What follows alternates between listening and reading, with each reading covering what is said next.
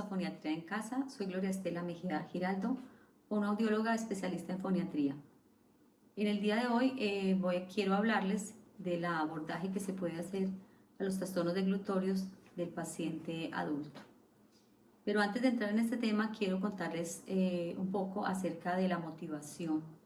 que he tenido para realizar estos videos. A pesar de tener tantos años de experiencia, como les dije, en el ejercicio de mi profesión,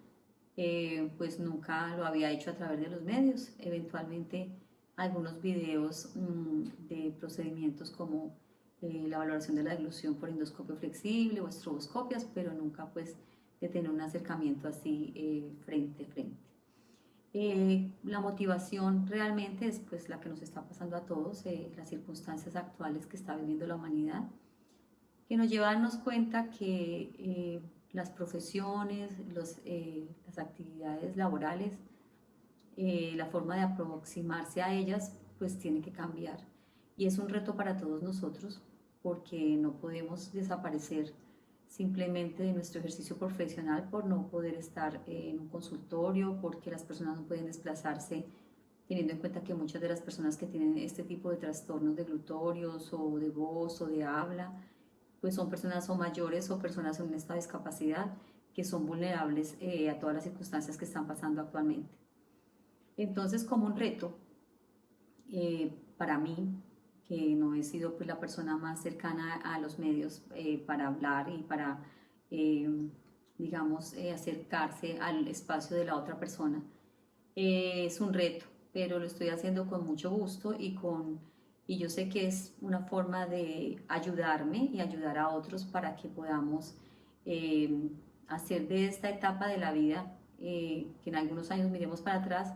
y nos podamos sonreír como cuando uno pensaba que era imposible hablar por teléfono que no fuera dentro de la casa, y ahora podemos comunicarnos desde cualquier lugar del mundo y en cualquier lugar, en cualquier espacio físico. Lo mismo va a pasar con todos estos procesos del área de la salud y en todas las áreas de ingeniería, de todas las áreas. Entonces, como terapeuta que soy, como les comentaba, con tantos años de experiencia y especialmente en los últimos 15 años dedicada al trastorno de la deglución, a los trastornos de voz, a los trastornos del habla, sin que no haya trabajado previamente en otras áreas. Previamente tuve la oportunidad de trabajar en educación especial, en la educación universitaria, también he trabajado con problemas de aprendizaje, trastornos de lenguaje en adultos y en niños,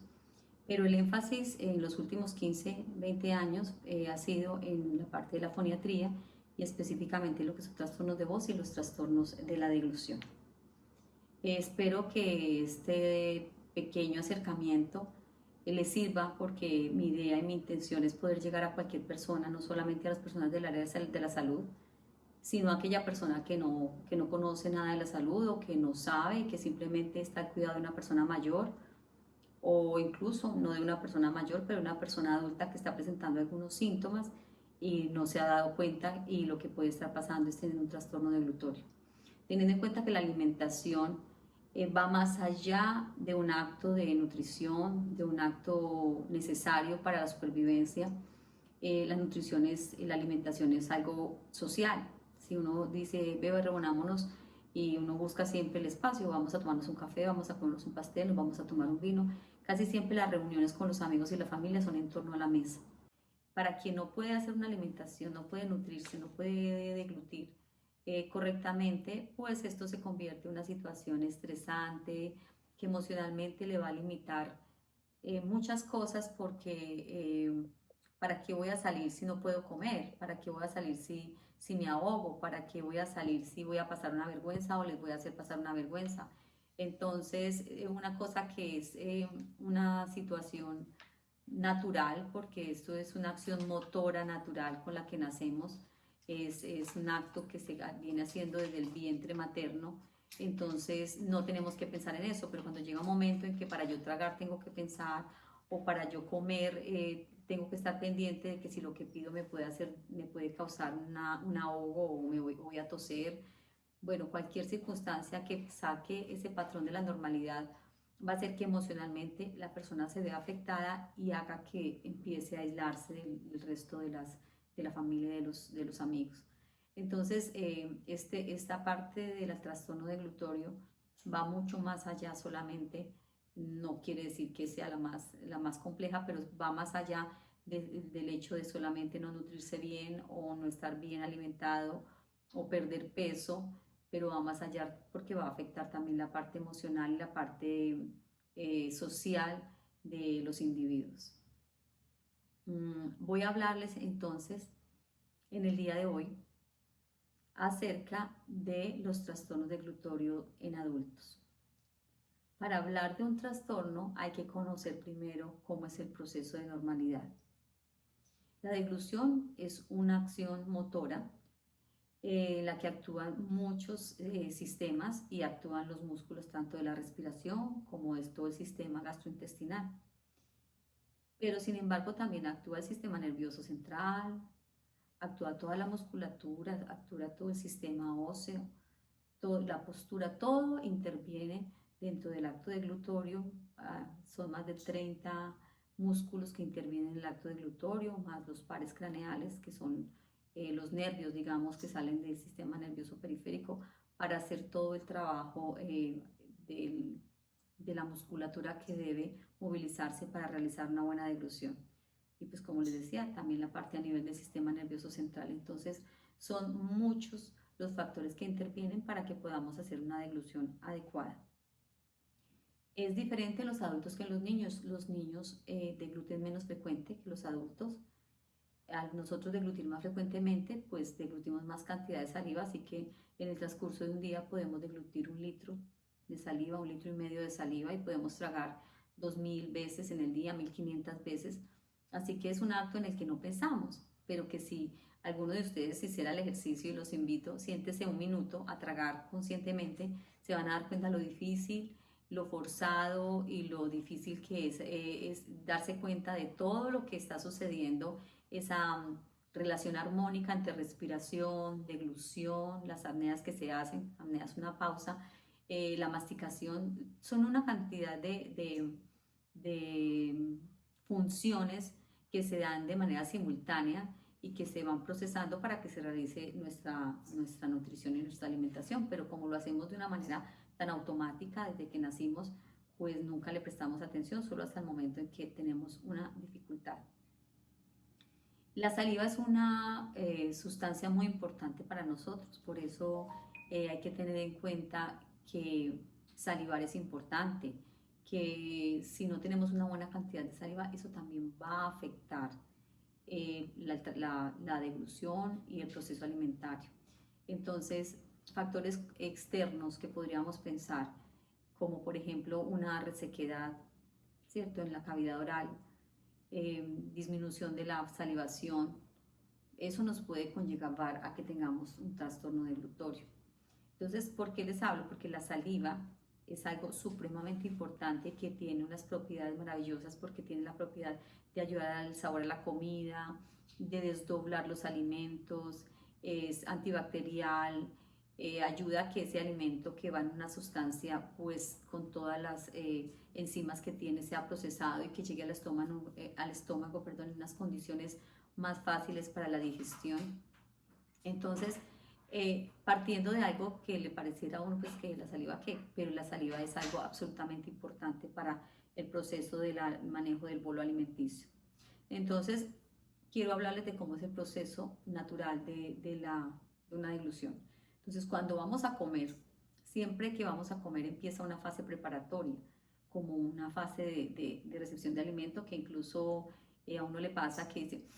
cómo huele de rico esa sopa, o cómo huele de rico esa carne, o uno inmediatamente, o cómo huele de rico ese limón, esa guayaba agria, bueno, cualquier cosa que nos llame la atención, y nos damos cuenta cómo inmediatamente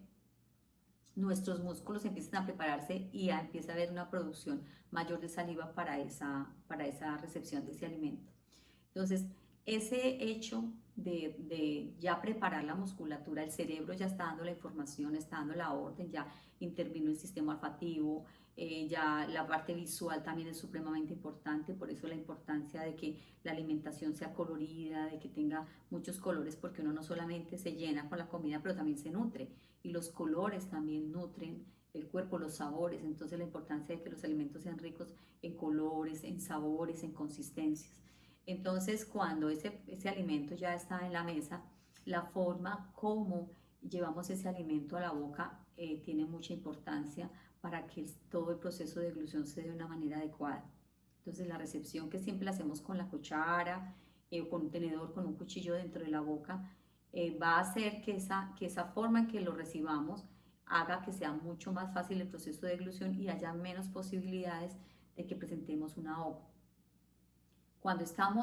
llevamos la comida a la boca, habitualmente lo que uno hace es colocar la comida dentro de la lengua, o sea, no vamos al encuentro de la comida, no tenemos la cuchara aquí, llevamos la cabeza hacia adelante buscando la comida, sino que la cuchara la que viene hacia la boca y la que se coloca en la base de la lengua para realizar un adecuado selle labial y el barrido del alimento. Algunas personas tienen el hábito de llevar la cabeza hacia adelante para recibir la comida, en lugar de traer la cuchara hacia la boca, van al encuentro de la comida y eso va haciendo que la cabeza se anteriorice. Y al anteriorizar la cabeza, pues ya eso me va a causar un imbalance a toda la musculatura que interviene en el proceso deglutorio. Entonces, esa parte de la recepción del alimento es muy importante porque me está hablando de que para yo hacer una buena recepción del alimento, pues tengo que tener unas estructuras musculares adecuadas, tengo que tener un buen selle labial, tengo que tener fortaleza de mis labios, tengo que tener toda esta parte preparatoria para que esta alimentación se haga adecuadamente.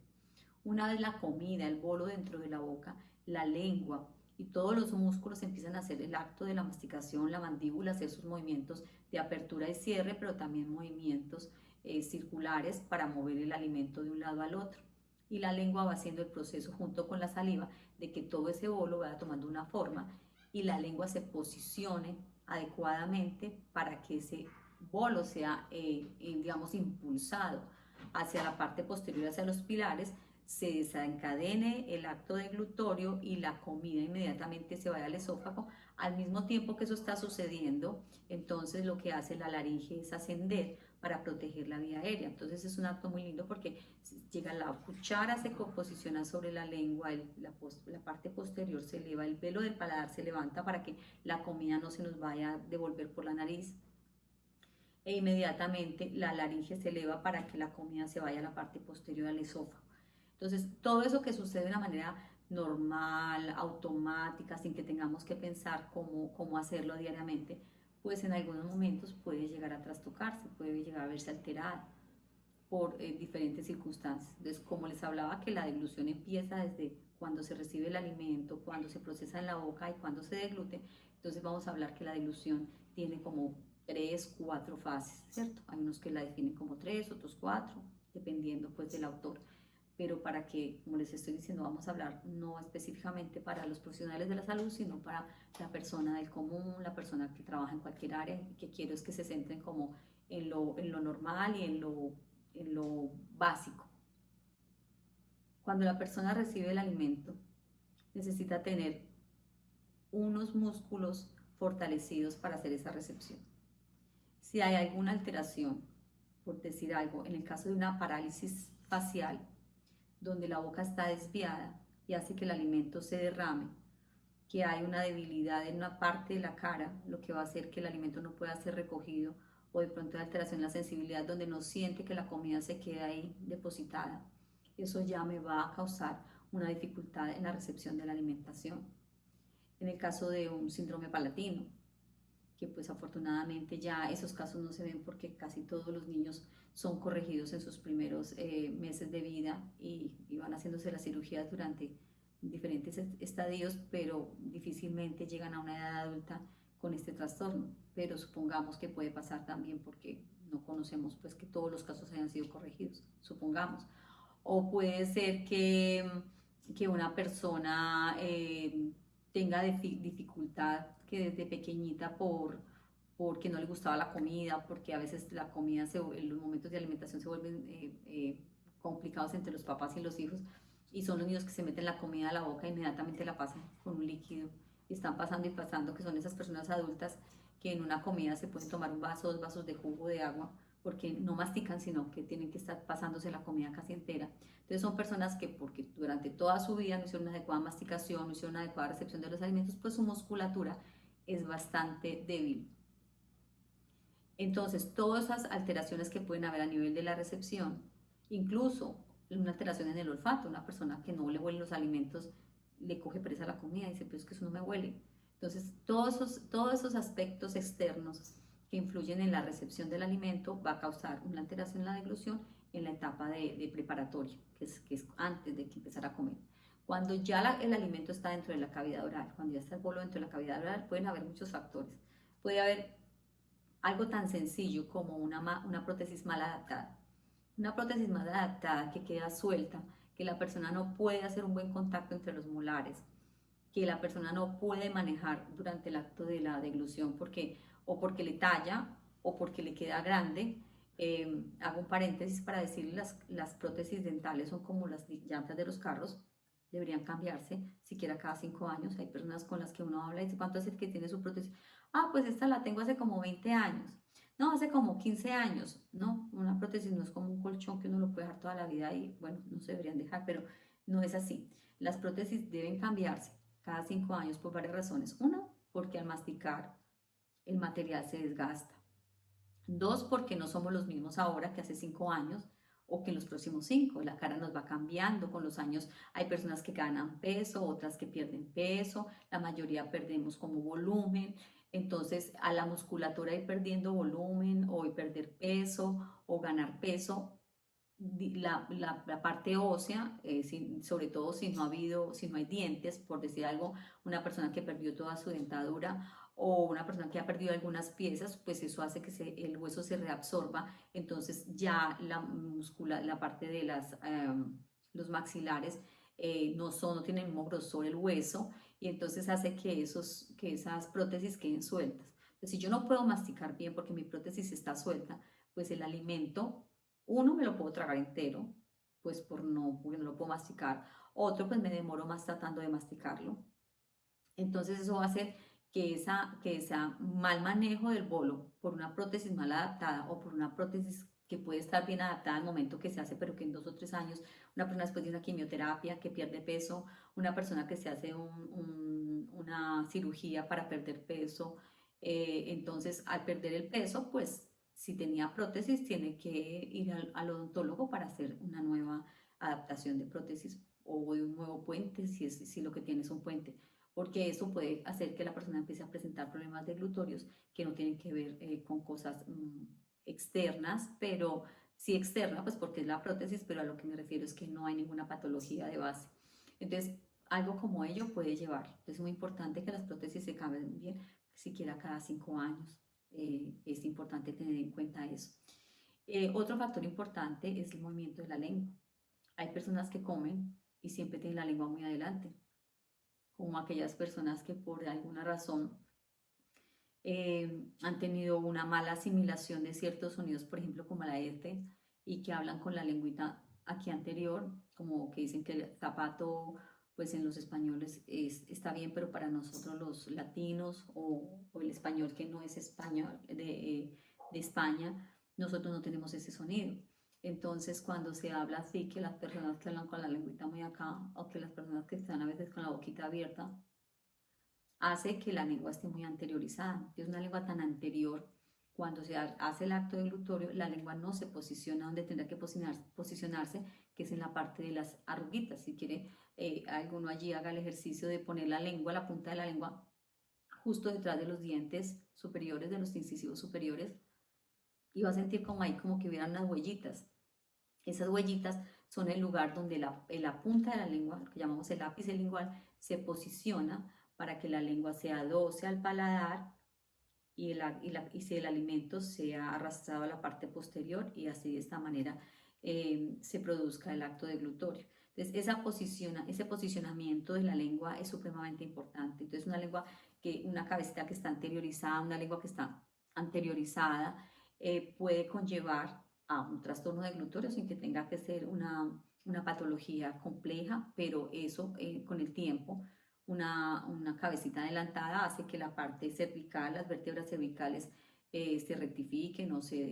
se ubiquen en la posición adecuada y además de esto pues va a hacer que los músculos tanto suprayoideos como infrayoideos, nosotros tenemos aquí un huesito, es como una forma de la herradura de un caballo. Y es el único que en el cuerpo que no tiene ninguna inserción, o sea, él está sueltico. Y entonces si vemos, él se desplaza a un lado y al otro. Y cuando yo degluto, cuando yo trago, él se eleva y baja para proteger la vía aérea, ¿cierto? Entonces, ¿qué pasa? Si la cabeza está anteriorizada, si las vértebras están anteriorizadas, si la lengua está adelante, entonces puede que en el tiempo, que ahora que está joven no pasa nada, pero cuando empiezan los 40, los 50 años, son personas que van a empezar a visitar al médico porque dicen que se ahogan, porque sienten que la comida le quedan residuos, porque están porque sienten que la comida les queda y les hacen muchos exámenes y van al gastro y les hacen diferentes exámenes y terminan a veces, a mi consulta me llegaron muchos pacientes remitidos por psiquiatría porque no encontraban la razón por la cual el paciente se estaba ahogando o estaba manifestando que le daba miedo comer porque se ahogaba. Y la causa era una causa que era funcional, que era una mala, eso le llaman puede ser una deglución atípica, o sea que el paciente está posicionando mal la lengua, está posicionando mal los dientes, está posicionando mal toda la musculatura que interviene en la deglución, entonces, o que no tiene la fortaleza adecuada o la coordinación, y eso hace que se presenten este tipo de trastornos. Entonces, cuando hablamos de alteraciones ya dentro de la boca, un paciente que, por ejemplo, le hacen quimio y se llena de esas llaguitas en toda la boca, difícilmente va a poder comer sólidos. Entonces, ¿cómo vamos a manejar ese tipo de alimentación para esa persona? Una persona que ha tenido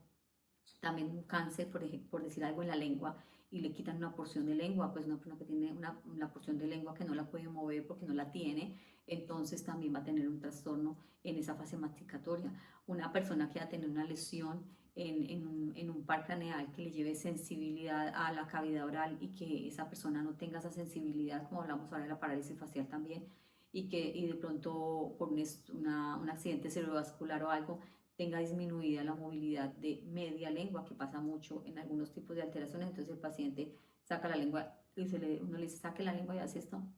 y se le desvía a un lado o al otro, dependiendo de dónde esté lesionado. Entonces, eso va a hacer que cuando quiera movilizar el bolo dentro de la boca, pues no tiene la misma fuerza a un lado que al otro. Entonces, eso también va a traer este tipo de trastornos. Una persona que tenga un velo del paladar corto, también puede tener problemas porque puede sentir que la comida como que se le puede volver por detrás. Entonces hay otro caso que he visto frecuentemente, pues no tan frecuente, pero sí con cierta consistencia en los últimos años, son los pacientes que roncan y entonces son sometidos a cirugía para recortarles un poco la úvula atrás para que pues al paso del aire no vibre tanto y no produzca el ronquido, pero a veces por diferentes circunstancias a veces queda muy corto, o sea, hacen la cirugía y queda muy corto y entonces el paciente después no tiene una buena competencia, entonces la angustia y la sensación de que si la comida se les va a devolver o es bien difícil porque nosotros necesitamos ese apoyo del velo del paladar para que selle, para que la comida no se devuelva a la nariz, pero también para que apoye, para que la comida se deslice hacia el esófago. Entonces, algunas personas que les hacen este tipo de cirugía manifiestan este tipo de trastornos, entonces es importante tener en cuenta eso. Cuando ya vemos esa dificultad allí dentro de la boca, entonces hablamos de una disfagia en la fase masticatoria o en la fase oral. Entonces ya tenemos una alteración tanto en la preparación, que es la primera fase, como en la masticación o en la fase oral, que es la segunda fase. Lo que les decía ahora, allí también puede incluirse una serostomía, una boca seca después de una quimioterapia. Hay síndromes después de la menopausia que las personas empiezan a presentar resequedad en las mucosas. Entonces, si no hay suficiente cantidad de saliva en la boca, pues el bolo es más difícil de elaborar y pues como les decía, es importante que ese bolo quede en una consistencia muy adecuada para que pueda ser transportado hacia el estómago por el esófago. Otra parte importante que no tiene tampoco que ver con ninguna patología, pero por malos hábitos, hay personas que no mastican y mastican pocas veces la comida y se la tragan casi entera. Entonces, al hacer esto, pues el estómago y después todo el intestino tiene un trabajo muy grande que hacer porque les toca desdoblar un trabajo que podía haber sido hecho en boca, que eso puede traer también como consecuencias también obesidad, porque si la persona come y entonces traga entero, pues come más porque come más rápido La persona que mastica más se llena más rápido, come menos. Entonces es importante tener en cuenta que debemos masticar. La masticación debe ser por un lado, debe ser por el otro, masticar diferentes consistencias. Mm, Hay personas que son más llamadas a comer comidas más suaves, otros que les gustan las comidas más duras, pero sí es ideal, o sea, como estamos por naturaleza creados, tenemos molares para moler, entonces es muy importante que trituremos los granos, que trituremos el maíz, que trituremos los frijoles, trituremos un garbanzo, todos los granos, pero que también las carnes, porque tenemos caninos, entonces ahora de pronto no sé si es por la misma cultura de las cosas rápidas, de todo que hay que hacerlo rápido, la comida rápida, o al contrario de la comida súper sana, pero entonces se sacan ciertos alimentos y se vuelve una comida muy, o sea, cuando es muy rápida, entonces todos son o hamburguesas o es la pizza o son cositas de paquete, una galletita, una papita, entonces son volúmenes muy pequeños que no hace que uno tenga que hacer una adecuada apertura y cierre y una masticación dura, porque al final con la hamburguesa el pan está hablando, la carne está hablando, la lechuga está hablando, todo está hablando. Entonces no estamos haciendo una masticación fuerte y eso hace pues que los maceteros no se fortalezcan, que los músculos que intervienen en la masticación no estén fuertes, suficientemente fuertes para triturar esos alimentos. Con otros tipos de alimentación como las comidas, que cuando no estoy hablando de la comida para nada, sino las consistencias como las preparan, entonces es lentejitas, es la avena, y entonces todos son consistencias muy pastositas, muy suaves, entonces realmente la musculatura no tiene como en qué trabajar. Es importante que no todo lo piquemos en trozos pequeños, que hayan trozos grandes, que nos comamos una manzana abriendo la boca, mordiéndola, si se puede lavar bien y dejarle la cáscara, maravilloso, habituarnos a comer las frutas con cáscara, si, pues, si sabemos la procedencia y si la lavamos previamente para que la cáscara de mango o la cáscara de una manzana, y que mordamos, o sea, que abramos la boca para hacer una adecuada mordida de esa manzana, de ese mango, porque ahora todo es partido en trozos pequeños, se mastica suave, entonces la musculatura realmente poco trabajo tiene que hacer, y pues nos dedicamos a ir al gimnasio para fortalecer los músculos de los brazos, las piernas, el vientre, y pues muy fuertes de aquí para abajo, pero los músculos del cuello no se trabajan y los músculos de la cara pues tampoco. Entonces la idea es pues que este trayecto, este pedazo tan importante que es donde está pues todo nuestro sistema nervioso central y donde está toda la musculatura que interviene en la risa, que interviene en el habla, que interviene en la producción de la voz, que interviene en la respiración, que interviene en la alimentación, que son todas actividades pues como necesarias para la vida, pues que también las tengamos en cuenta de entrenarlas. Entonces, cuando hay ese trastorno en la fase preparatoria, en la fase masticatoria, pues casi siempre hay factores que pueden tener una patología de base, como les decía, si hubo un cáncer, si hubo una quimioterapia, si hubo una parálisis, si hubo una enfermedad del sistema nervioso central, una embolia, una hemorragia cerebral, cualquiera que ya sea, a veces afectan especialmente los órganos que intervienen en la deglución. Lo que pasa es que no es tan diagnosticado, ¿cierto? Porque es probable que uno diga, no, es que perdió el habla, perdió la voz, no puede caminar, no puede mover bien la manito, tiene caído el pie. Y se mira mucho la parte del cuerpo en general, o de pronto el labio que está caído, pero no nos damos cuenta que sí, así como está débil acá, está débil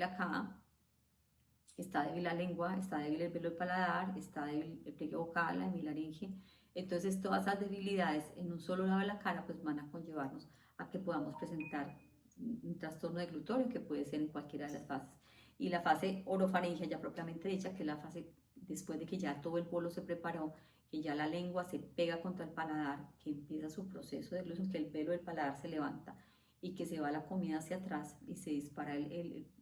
reflejo deglutorio, y es muy importante porque allí es donde entonces ya el esfínter esofágico superior se dilata, ¿cierto? Se abre 3, 4 hasta 5 centímetros se puede abrir para que él pueda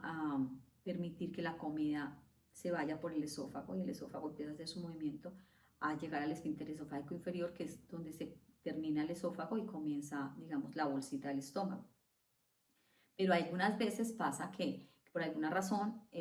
por problemas en los músculos, por problemas en los nervios, por una estenosis, ese esfínter no se dilata lo suficiente, puede quedar solamente una luz de 1,5 centímetros, y entonces un bolo sólido de un bolo de un tamaño considerable, pues no va a poder pasar por ahí, va a ser doloroso, va a ser doloroso. Hay personas también que refieren que cuando la comida baja siente que les duele y siente como va bajando, y otras veces que las personas sienten que se les queda prácticamente acá porque de pronto hay una hernia yatal o porque hay algún tipo de estrechamiento, y algunas veces sin que haya ninguna alteración. El hecho de que muchas personas ahora usan faja y están todo el día fajadas, entonces al no poder hacer una respiración diafragmática, recuerden que el músculo y diafragma es un músculo grande sobre el que descansan los pulmones, en medio de ese músculo pasa, digamos, está el esfínter esofágico inferior, que al hacer el músculo, mm, cuando respiramos y él se amplía y cuando expiramos que él se contrae, pues va permitiendo que ese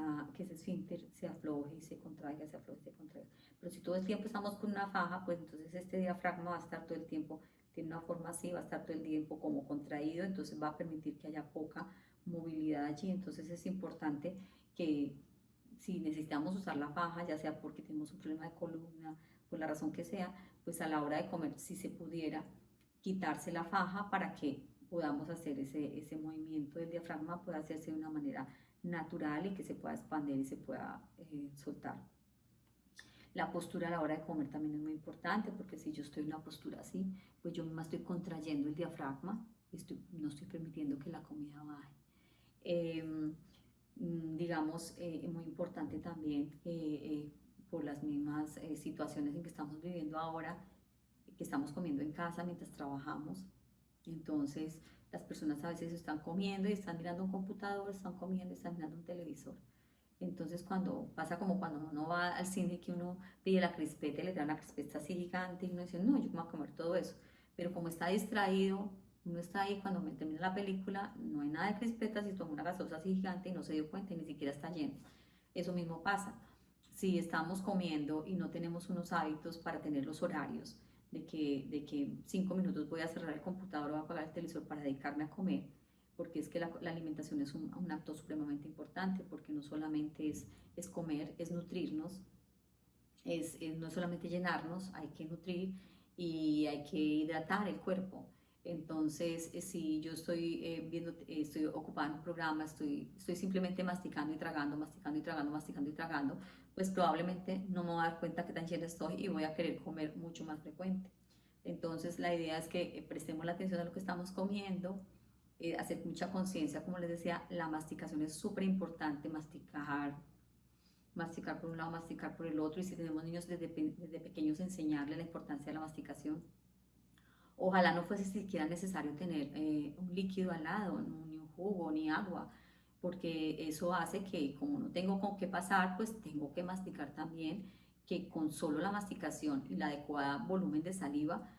pueda yo generar un bolo tan suave que él se pueda ir perfectamente a mi estómago sin mucha complicación. Entonces, les sugiero que la bebida se la tomen el que esté interesado en tomarse que necesite su agua o algo, pues se la tomen siquiera media hora antes, un vasito con agua o menos, incluso regio, porque pues se siente un poquito saciado, entonces no va a comer con tanta hambre. O si le hace tanta falta el líquido, pues dejarlo para el final, o sea, cuando ya comió, deja un poquito, no tiene que ser un vasado, porque si ya me tomé, que sé, una sopa y me comí un seco y fuera eso le echo un vasado, 2 vasados de jugo, entonces va a quedar demasiada extensión en mi estómago y voy a quedar, sobre todo pues si tengo que seguir trabajando, con la sensación de estrechamiento, de pesadez, y entonces van a empezar a sentir, si tengo que hablar, pues me voy a cansar porque el diafragma no se puede desplazar al estar el estómago tan lleno, no se puede desplazar tan fácil, y entonces eso va a hacer que yo esté como con sensación de que tengo de pronto que botar algún gas o como sensación de llenura. Entonces, tratar de que si necesitamos el líquido, porque yo no soy capaz de comer sin un vaso de agua, de jugo, de aromática al lado, tratar de que sea pequeño, tratar de que sea pequeño y que sean 2 o 3 sorbos como para limpiar todo el tracto, pero no para pasar la comida, ¿cierto? Entonces, ya viendo las dificultades que se pueden presentar ya cuando es el paso de la comida a través de la orofaringe, que es, hablo de la disfagia orofaringea. Esta disfagia orofaringea es muy más compleja, mucho más compleja que la de la preparatoria o la oral y masticatoria, aunque esas dos pueden llevar a que haya trastorno también orofaringea. ¿Cuál es el riesgo? El riesgo es que pueden ser muchos riesgos. Uno, que la persona tenga abolido el reflejo tusígeno y que la persona no tosa porque no se da cuenta que tiene comida allí, que se le está yendo a la vía aérea o que simplemente, aunque no se le vaya, aunque no aspire, se quedan residuos en las valléculas o se quedan senos piriformes o en la parte posterior de lengua. Y entonces, como no siente,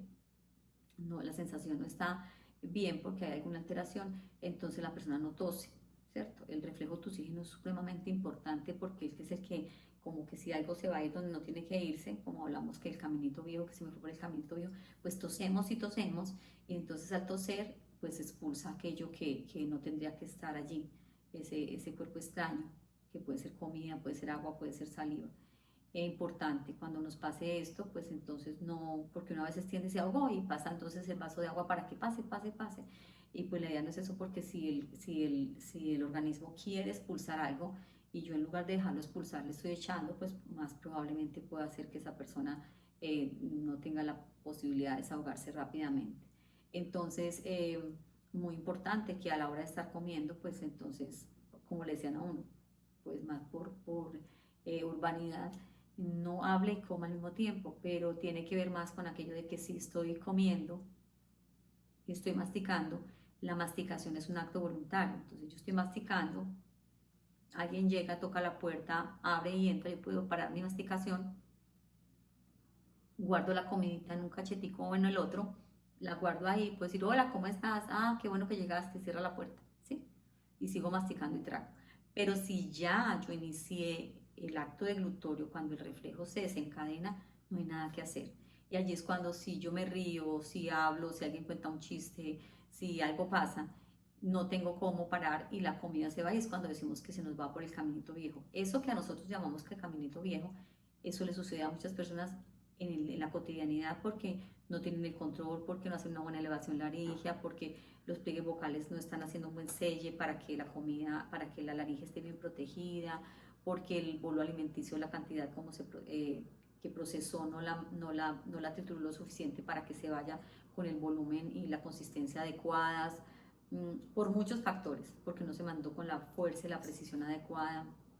Entonces, todo esto puede conllevar a unas complicaciones mucho mayores que sí tendrían que ponernos a pensar y preocupar, porque ya puede causarnos aspiraciones, microaspiraciones, broncoaspiración, que podrían llevar a la persona a neumonías a repetición e incluso hasta la muerte. Hay personas que han terminado en una UCI por una broncoaspiración después de un vómito, una persona que tomó licor, por decir algo, y vomitó y no tuvo la precaución a la familia o que estuviera de dejarlo en una posición adecuada para que si queda un residuo se los pueda expulsar y se acuesta y de pronto se le van dentro de la vía aérea. Entonces, todos esos son factores que pueden hacer que la disfagia se convierta en un problema que pueda llevar a ser, digamos, incluso riesgo para la vida de la persona. Entonces, ya con estos, digamos, abrebocas, pienso que les puede haber quedado claro de cuáles son los factores que pueden interferir para que se haga una deglución normal. Ya conociendo cómo funciona normalmente la deglución, pues podemos empezar a hablar de cuáles son los trastornos. Y de este modo también hablar pues cómo podemos ayudarnos para prevenirlos